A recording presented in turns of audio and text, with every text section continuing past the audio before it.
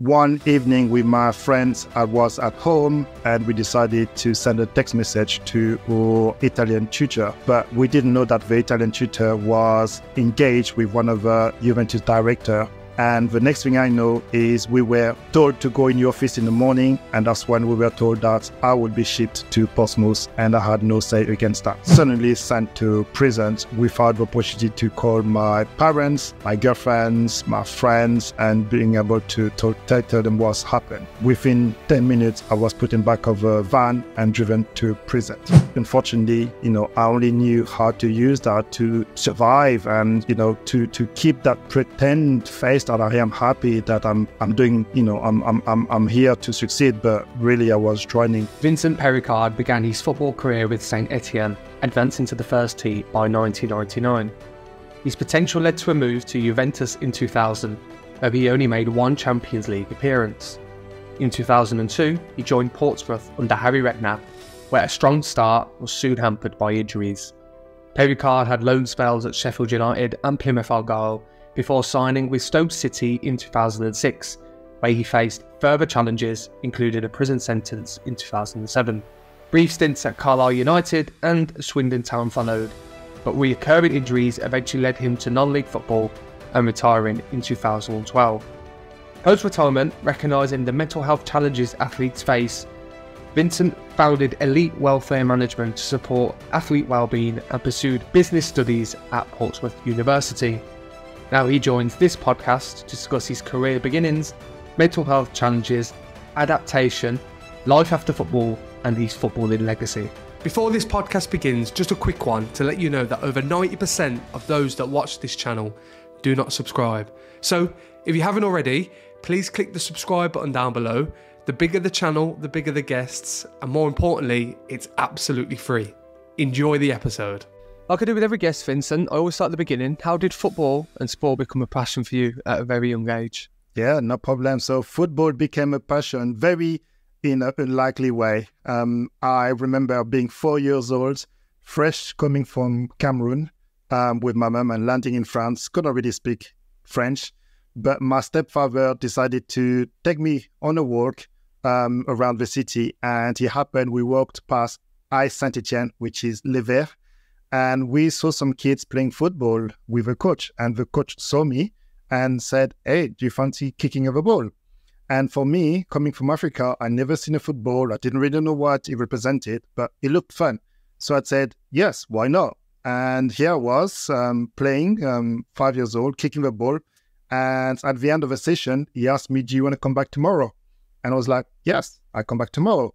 And then I came back the next day, then the next day, next day, so on and so forth until I had a full football career, and that's how I started.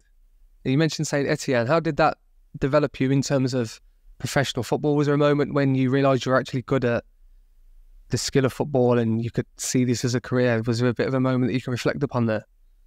Yes, absolutely. So the first time was at 5 years old. It was very beginning playing football. There was no stress, no expectations, until I think about the age of 12, when my education started to be important. And actually at the time, Saint-Étienne partnered with a school which will offer a special schedule that will allow to do football and education at the same time. So it was kind of like a sports scholarship. And I remember the time where all my friends and the parents were kind of like, we got to make sure that you pass the test so you can get a scholarship. And for me, I was like, oh, actually, there's something at stake there. And I passed it. And that's why I realized I'm good at it. And there's actually an opportunity for me to, become a professional. Yeah, that's really when the penny dropped in terms of me succeeding in getting that scholarship and made me realize this is actually more than just a fun game. There's actually a career behind it, potentially, for me. Just on that then, Vincent, so was there any best piece of advice that was ever given to you? Can you reflect on just that period when you mentioned the educational aspect and being a youngster and having this opportunity in a new country? Was there anything that stood out in terms of the best piece of advice that was ever given to you at that time? Well, that is something I've been being vocal about. It is, unfortunately, at that time, there wasn't a best piece of advice. it was extremely limited, the guidance, the support that was provided to aspiring players. And that's something I try to communicate in my playbook, Dreams to Goal, is to really kind of show what would be the best advice if I was to give it to my young self now, to anyone that looks to be a professional footballer.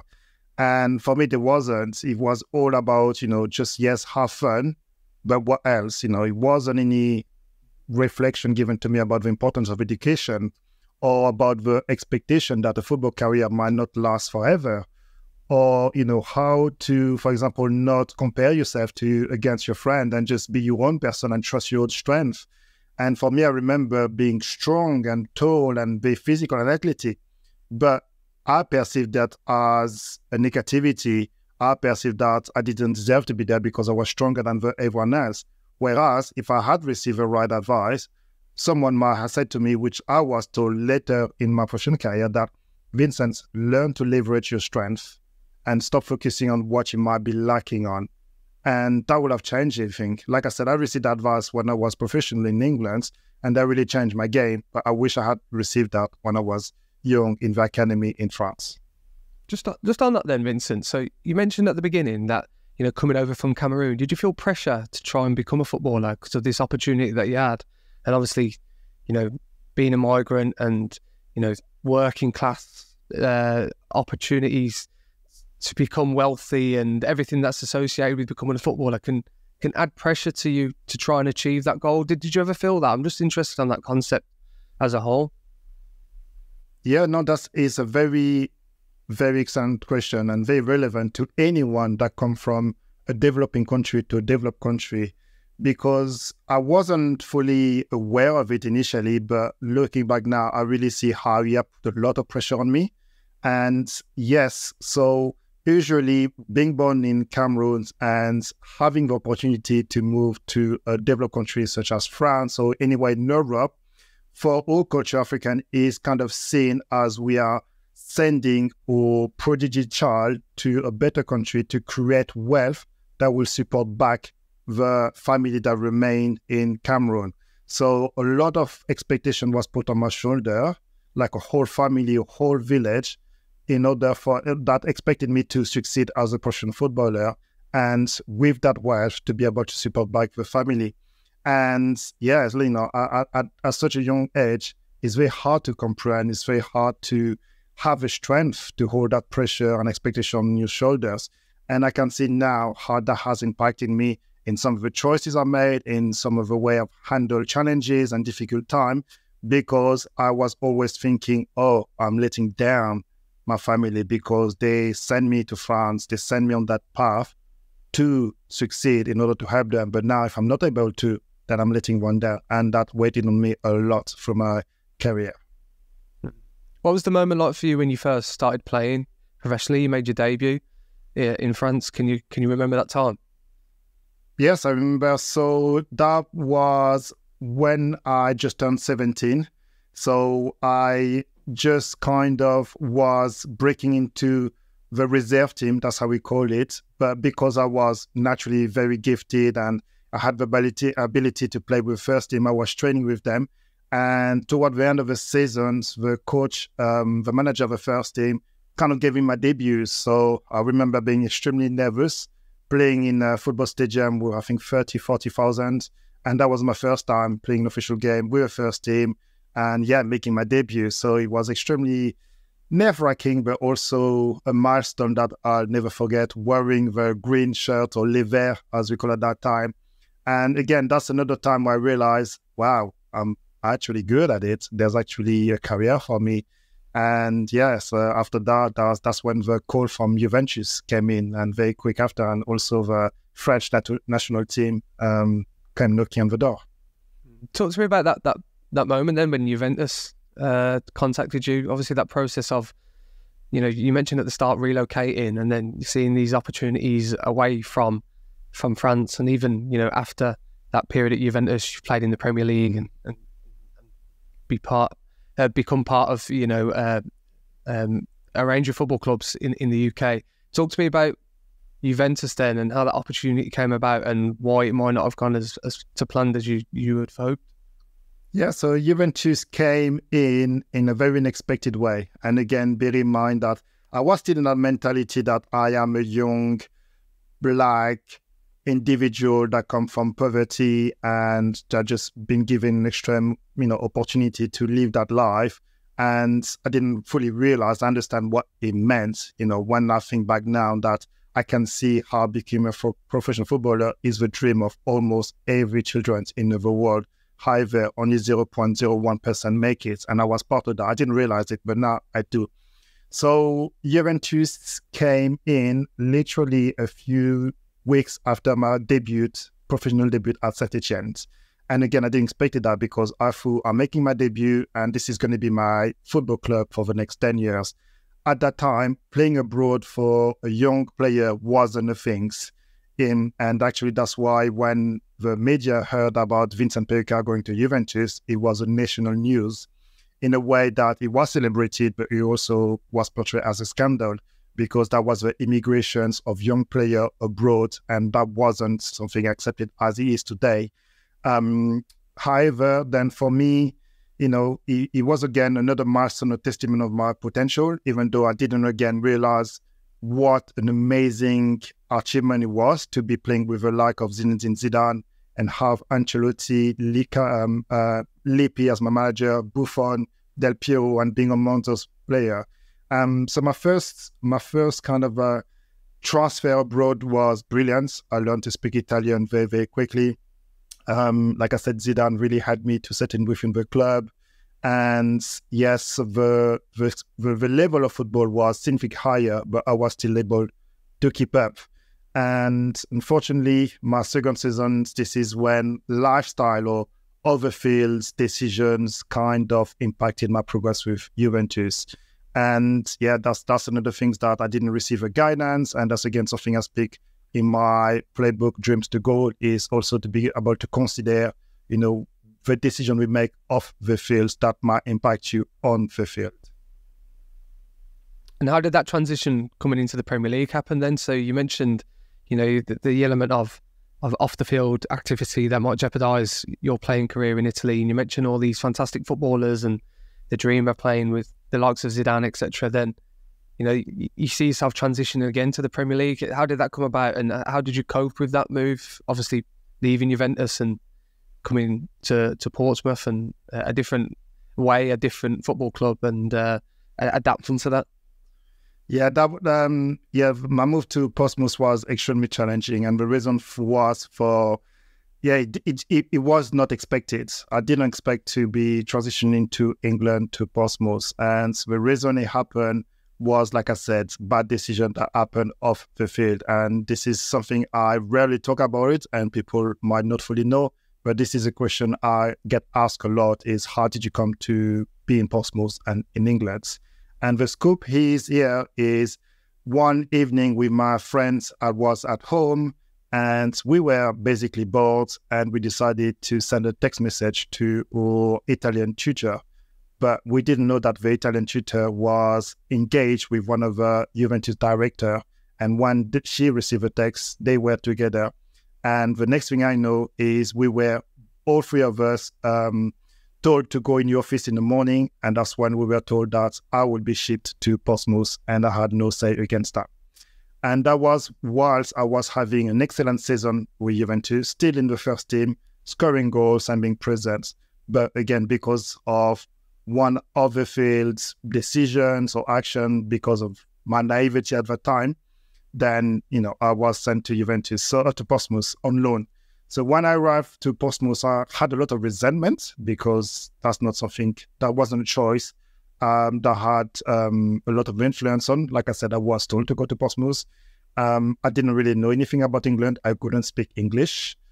So the transition was extremely hard, settling into a new country, learning a new language, learning a new culture, learning a new way of playing football. As we know, the Premier League is extremely more physical than the other countries. Coming from Italy, it was more like passing, and strategy in England is more physical. At that time it was. I recognize that it might have changed now. But yes, the transition was extremely hard. And it took me it took me the whole pre-season to adjust.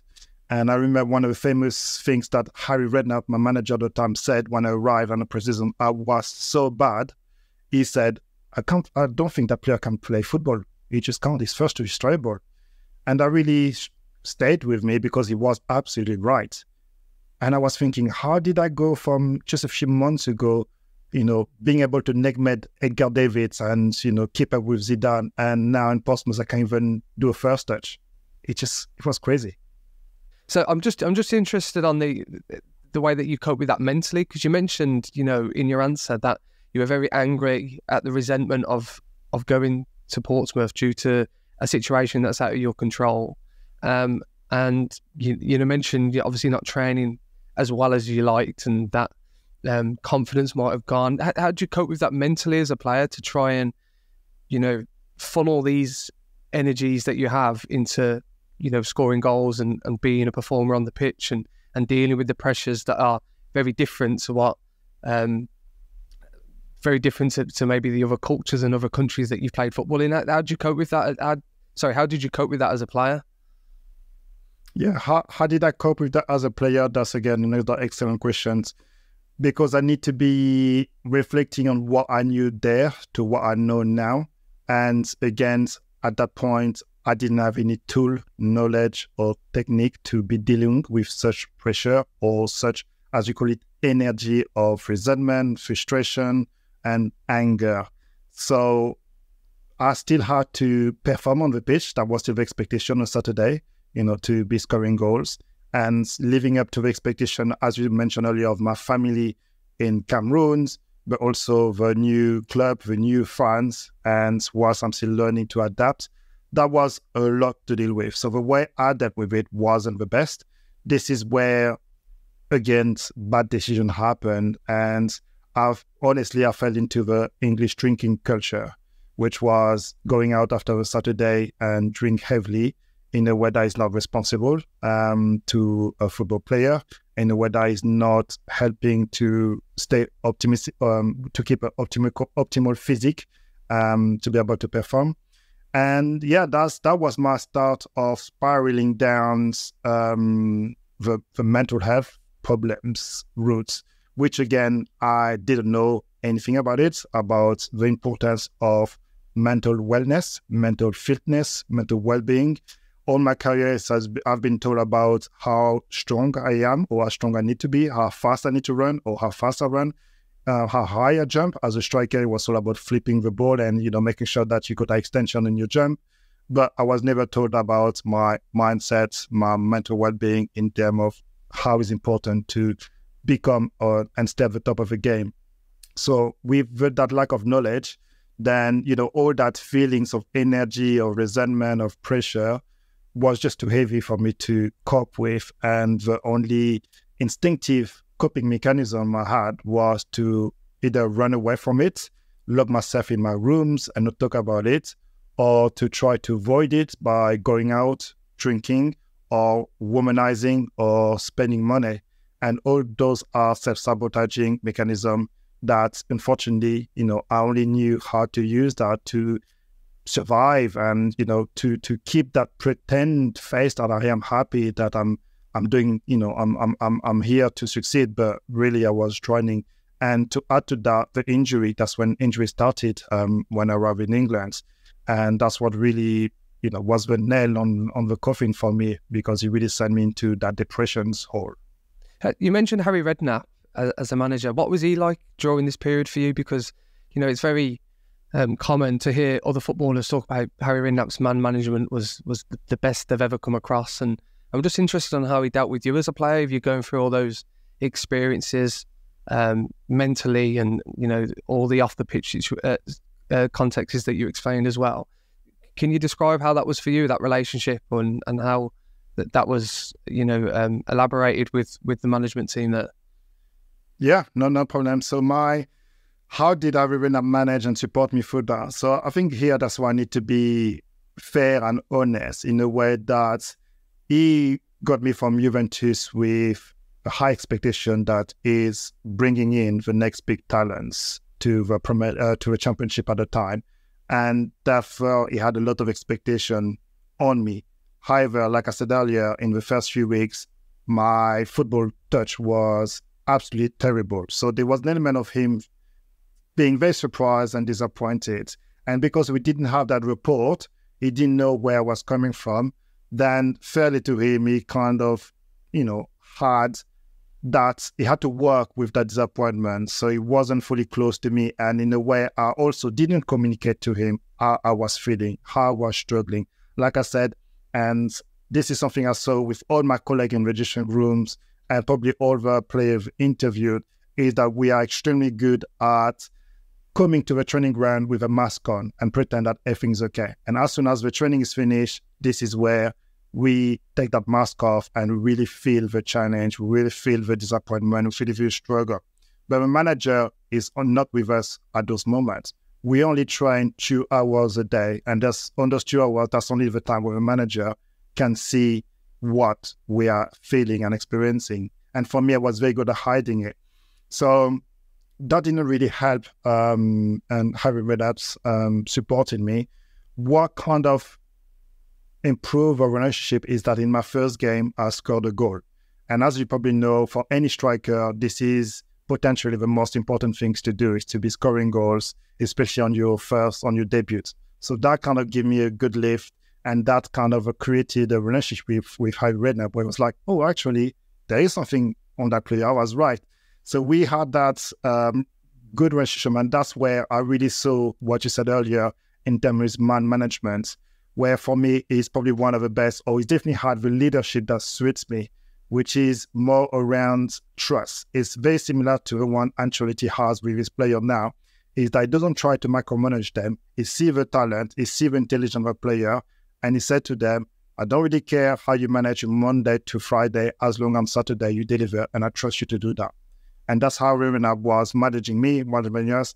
And that for me, it shows me a big trust, which empowers me to do my best, to give my best, to want to, please him in a way, but also pleasing myself and the fan.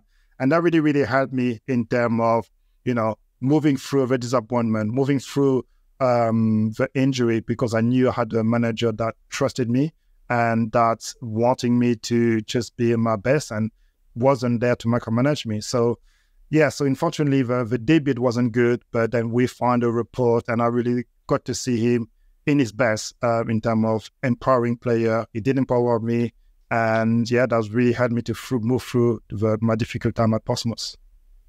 Did you enjoy the Premier League? You mentioned the physical aspects, and obviously playing in Italy and France as well, where it's very different, maybe technically and tactically, in that sense at that period of time when you were playing, Vincent. Did you enjoy the physical element of it? Did that suit you, or did you prefer maybe other ways of playing? I'm interested. Yeah, no, that's a tricky question. So I'm going to be honest, the physical aspect really, really took me by surprise, and it took me a good half of the seasons, if not even more, to adjust to it. Because yes, I came from Juventus where, like I said, Zidane, Del Piero, it was just like writing poetry with their feet. It's all about that fineness, that vision, that passing, that movement. It wasn't so much about elbows, tackle, and all that. So for me, that's what I was used to. And again, coming from Saint-Étienne in France, that's the kind of football we were learning as well. So the more physical goal in England really, really, really took me by surprise, and I really struggled to settle to it. However, what kind of made me love the Premiership so much to the point was that after my first season at Portsmouth, Juventus wanted me back. But I said no, because I love the Premiership so much, I wanted to stay. And what really did it for me was the atmosphere, was the love of the fan and how they fill your heart and your soul with so much passion and so much love that they really make you feel like, oh my God, I belong to a club, I belong to a team, I belong to the success of a whole community, and I want to be part of it. And I said that before, this is actually my time at Portsmouth was the first time I really felt like I was a professional football player. As you remember, every time, earlier from my answer, that football kind of just felt into me in a way that I didn't really know what it was, and I was graduated, I was given my first professional contract, but I was always like, oh, what's going on? But at Portsmouth, I really felt like I was part of a team. I was a striker. I was part of creating something. And yeah, that's why I decided I wanted to stay in Portsmouth and in the Premier League, because, you know, the culture of English football is just something else that really touched anyone's heart. And it certainly touched mine. Absolutely, with the atmosphere at Fratton Park and I think they have a bell ringer, don't they?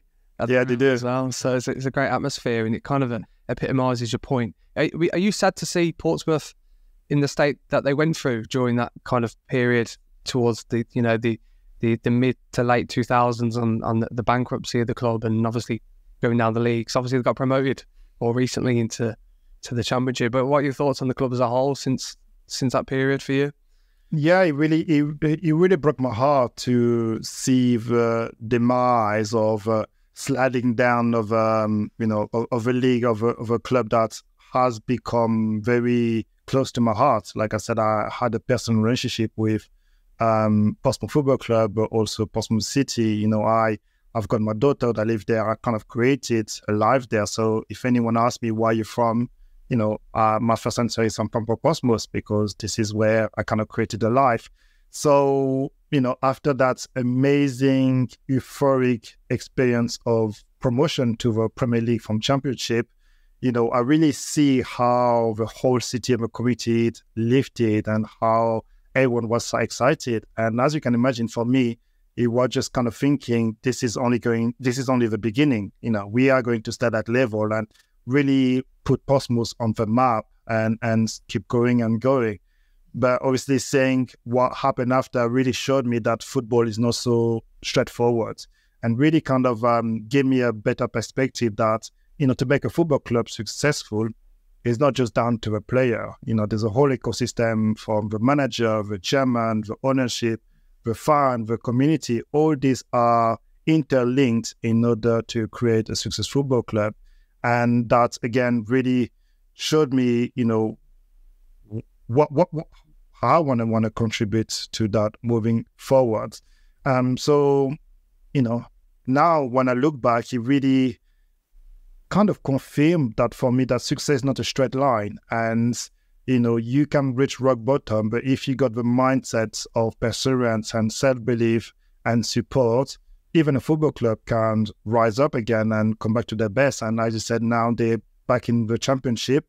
You know, that's a big testament to, you know, the managers, to the fan, the community that, you know, stay true and believe that Portsmouth deserves to be there.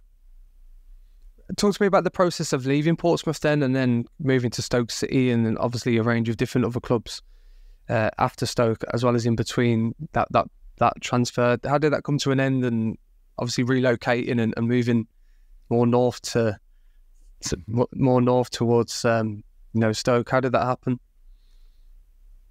Yeah, so my time at Portsmouth was in total of 4 years. So that was 1 year on loan from Juventus to a 3 years contract.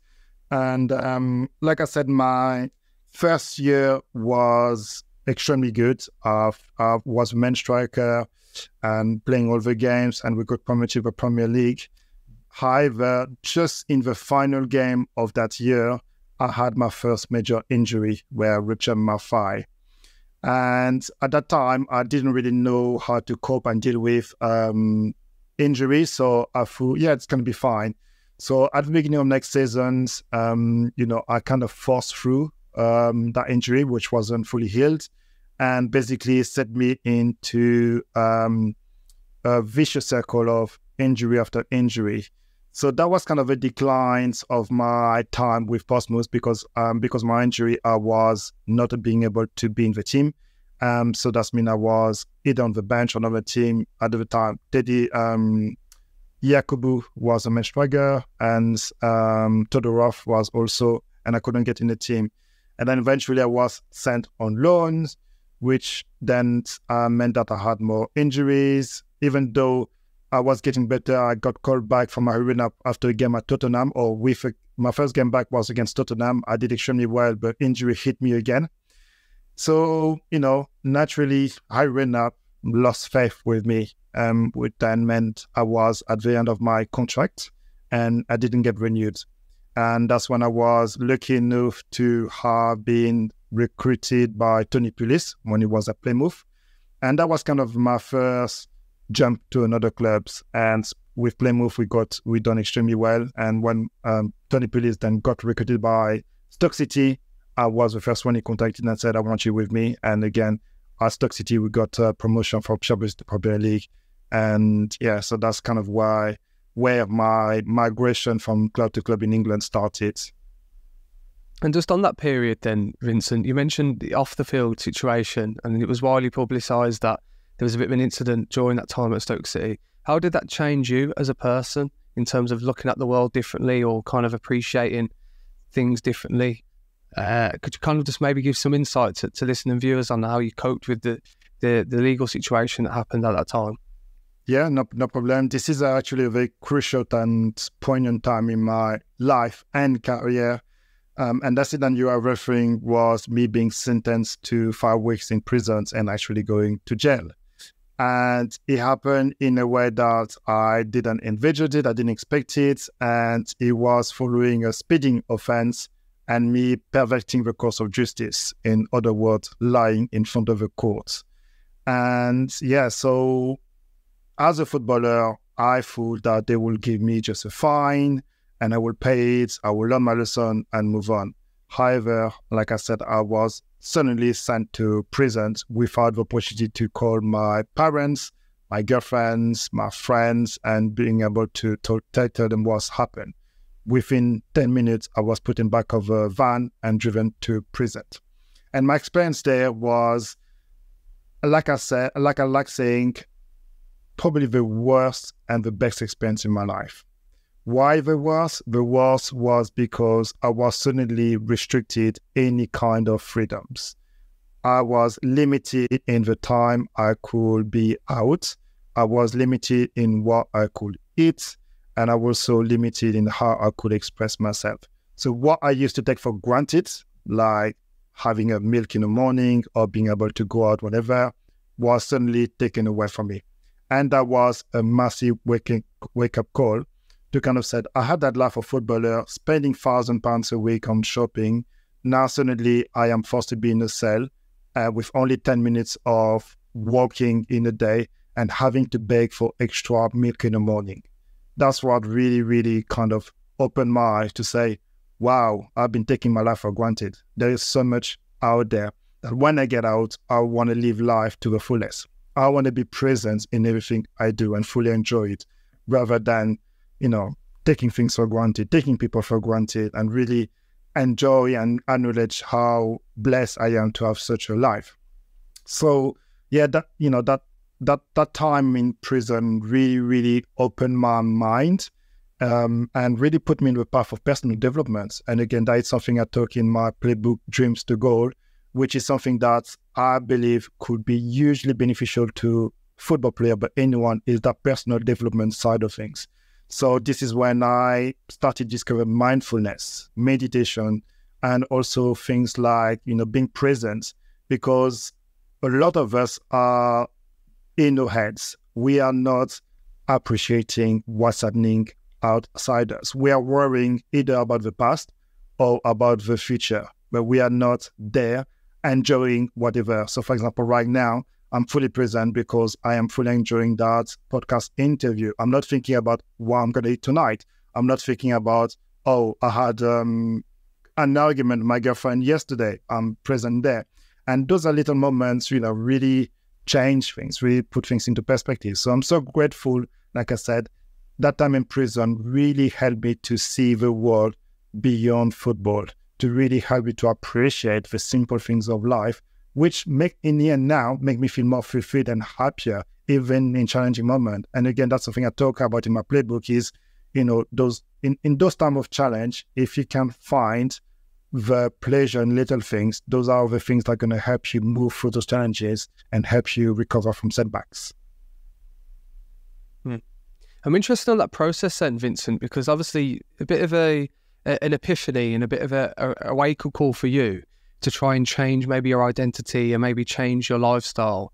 But that doesn't happen overnight. And then when you come out of prison, you're probably hanging around with the same people or know of the same people, and have those same habitual habits that you have previously had. How do you go around maybe modifying that then to think about life differently? Because you've seen this kind of vision and you've reflected upon yourself, and then all of a sudden you want to maybe change and develop that when you come out of that situation that you've just recalled. What were the stages for you? Is there anything that you can really dissect down to give listeners and viewers an insight on what that was like for you as a person? Yeah, absolutely. So I think for me, and again, that's, I see in a lot of people that, have reached rock bottom and had that epiphany, that wake-up call. So going to prison was one element of it. What really, really forced me to transform was that time when, after a football game, I got home and I felt like in a hole. I felt like the hole was crashing down on me.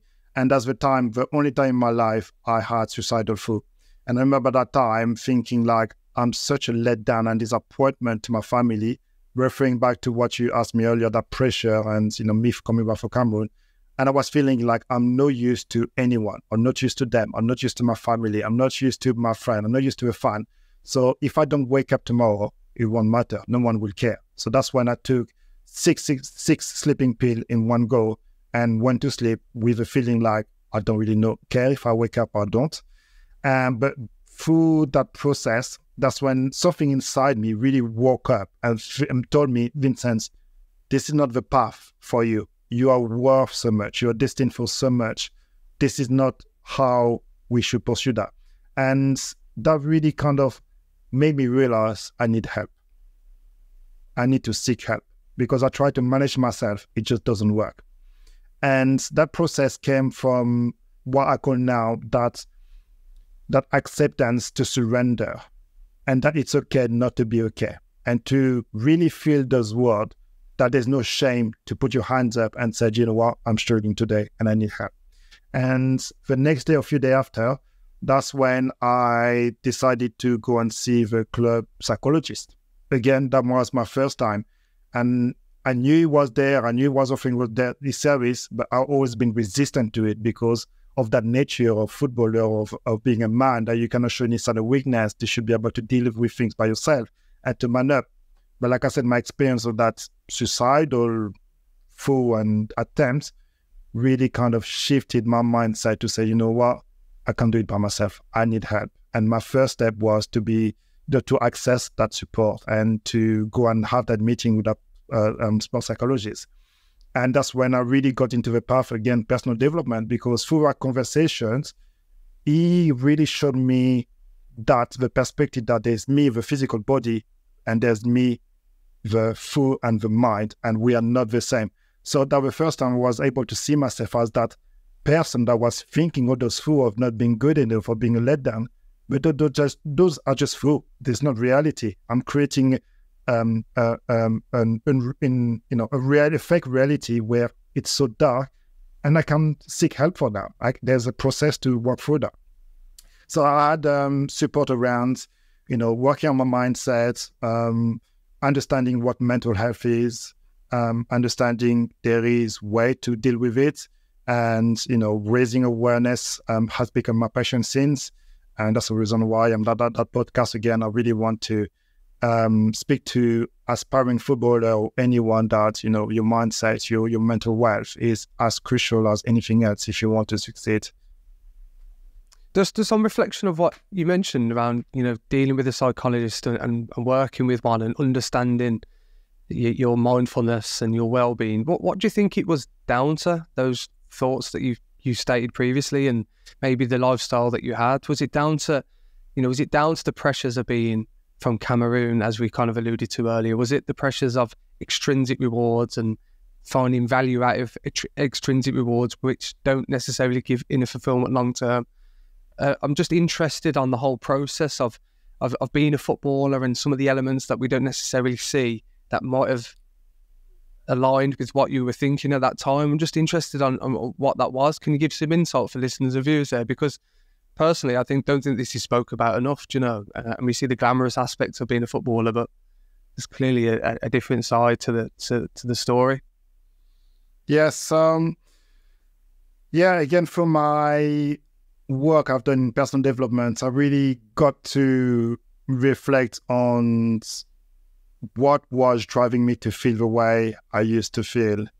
And it's very interesting that you said that, because I've managed to trace it back to when I arrived from Cameroon into France. That's where I kind of developed that feeling, thinking that I'm not good enough because I was the only Black person in the white school or a white dominated team. And I felt like that, I had to compensate for that. I had that jealousy that all my white friends were, having a nice car or having those best results. And for me, I had to work double. So as you mentioned, it created that extrinsic need for validations for me. And that stayed with me all through my career and my professional career. And that's why it being so important for me to feel like I'm appreciated and adding value.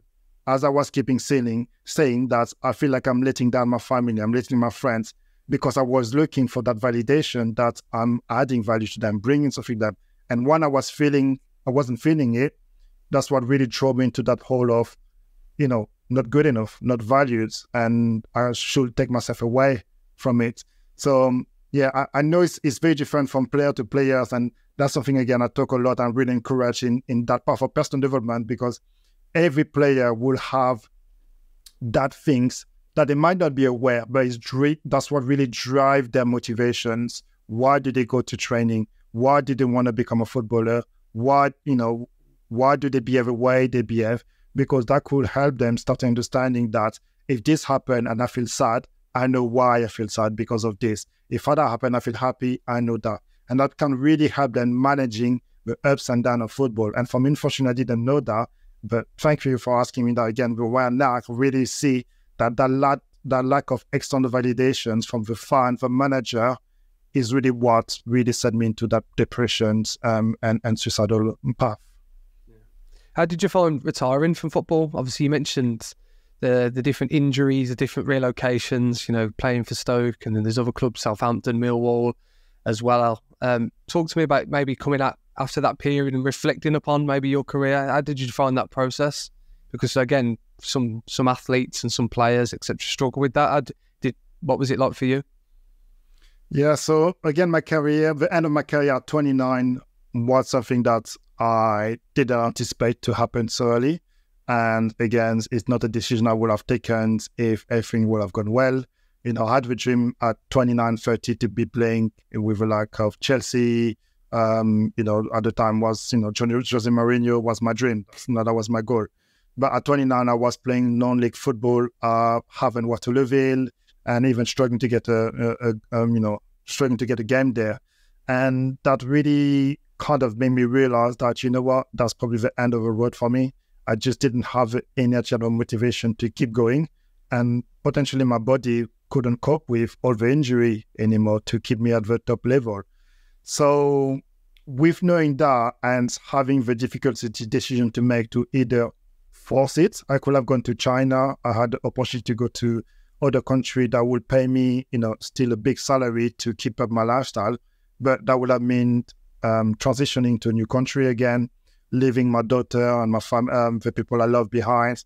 I just didn't have it in me. So, but at the same time, I was like, football is all I've known. Who am I going to be once I retire? What am I going to do once I retire? So I had those dual feeling of, I can't keep going anymore. I need to be relieved of that pain. But at the same time, that unknown fear of what is my life going to become to. And I was very scared to make that jump. But as the universe wants it, once your time is up. And I remember just, making that final decisions and speaking out loud that I'm going to retire from football. And on that seconds, I felt like a big weight of my shoulder just left. I felt like relaxed, calm. I could breathe. And I was like, because I just couldn't carry on that failure and that struggle of, trying to get a club. I just couldn't and just keep going down and down and down. So my transition out of football, took me 2 years to do it. because when I made the decision, like I said, I had big relief, then I had to decide what I want to do. But fortunately for me, I've already started trying to develop a business that wanting to prevent the next generation of player to make the same mistake I did. It was to really focus on providing support around their mental health and their well-being in order to support them to fulfill the potential, because of what I felt was lacking for me. And through that, then the opportunity going back to university and education came in. So that was kind of a natural decision for me to go back into educations, which really helped me to keep my mind focused and not drift out into more depression, and really gave me a purpose, as I said. And that's, again, something else I speak in my playbook, Dream to Goal, is make sure that you are clear on your goal and purpose, because as men, as human, having purpose is what's going give us that ability to stay focused and knowing why. So that was a big thing for me, is really that passion and the purpose of, I want to create something that's really going to help the next generation of player by sharing my experience and showing what I've learned in order for them to have the best support for them to fulfill their potential. And yeah, after that, then I went into corporate, and yeah, I'm sure we can talk about it more. But yeah, my transition has been around 2 or 3 years. It wasn't easy. I received a lot of the support, and I've learned a lot. Talk to me about your book then. So obviously a lived experience has obviously influenced you creating this book, and you mentioned supporting players and athletes through understanding mental well-being and the awareness of that. How did you find writing a book, and how did you inspire others through it? I'm just interested on that. Yeah, so I've created a playbook series called Elevate Your Game. And that's something that I felt I had in me for years, but only in the last 6 months, I've taken the time to sit down and really write down all that experience and knowledge that I've learned through my 20 years career in a way that is very easy to anyone to read and understand, and extract those practical tips and strategy and guidance and implement their own life. So, like I said, it came from a passion. Maybe that passion came from a pain of failure, that at 18, 20, I was playing with a like of Zidane, and 10 years later, I was forced to retire. Something went wrong. And that something was everything to do with my mental health, mental well-being, and not knowing really what it takes to become a professional footballer or to remain at the top of it. And so I decided to write that book, extracting not only everything I've learned from my own experience, but also seeing and supporting many colleagues that were in the dressing room with me, and I saw how they were struggling on and off the pitch. And I kind of see what will have helped them. So my book, My Dreams to Goal, is basically and essentially the 101 playbook for anyone that kind of want to have an idea of exactly what it takes to become a football player and to remain at the top. And I really hope that it starts, really helping people understanding, important things like make sure you have a purpose, make sure you know why you want to go to training, but also the importance of, personal development. As I said, it's really understanding yourself and how to keep yourself happy and keep yourself safe.